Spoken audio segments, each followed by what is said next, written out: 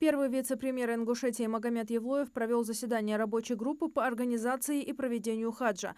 Магомед Евлоев подчеркнул важность исключения любых факторов, способных помешать совершению паломничества. Он также отметил, что будут проведены проверки всех паломников на предмет наличия непогашенных задолженностей, которые могут явиться основанием для запрета на выезд из страны. Первая отправка ингушских паломников состоится 20 мая. В хадж отправится 1442 ингушских паломника. Окончательные списки паломников будут сформированы до 10 марта.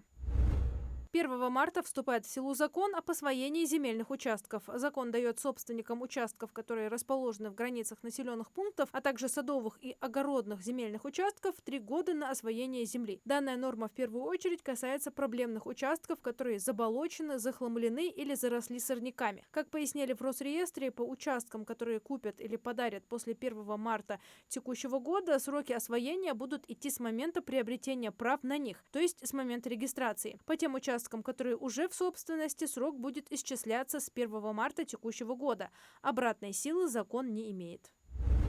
В Госдуме рассказали о законодательных изменениях в сфере транспорта с 1 марта.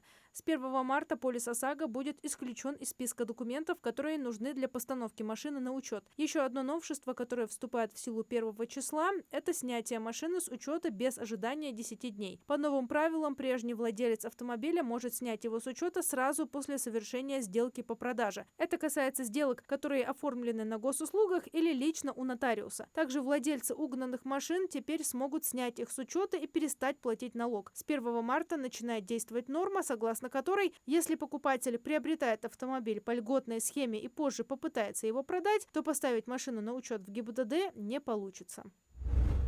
Льготники смогут и дальше претендовать на частичную оплату государством покупки и установки газового оборудования по программе социальной газификации. Постановление правительства, согласно которому субсидии на эти цели будут выделяться и в 2025 году, вступает в силу 28 февраля. Поддержка положена многодетным родителям и людям с невысокими доходами, инвалидам первой группы, а также людям, ухаживающим за детьми-инвалидами, ветеранам Великой Отечественной войны, участникам специальной военной операции и членам их семей. Размер субсидии не менее 100 тысяч рублей.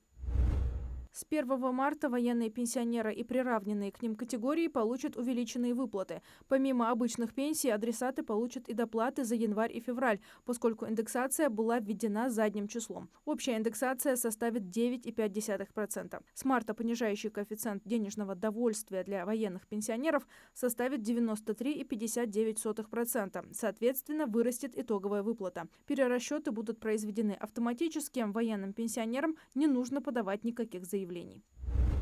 Ингушские боксеры успешно выступили на вечере бокса в Москве. Все 3 представителя Ингушетии одержали верх над своими соперниками. Первым на ринг вышел Ибрагим Таркоев. Он одержал досрочную победу техническим нокаутом в 4-м раунде. Также победой отметился и Альберт Хамхоев. Ему понадобилось также 4 раунда, чтобы финишировать своего визави. Главным событием вечера бокса стал поединок Али Измайлова, который одержал победу над Хабибом Ахмедом из Ганы.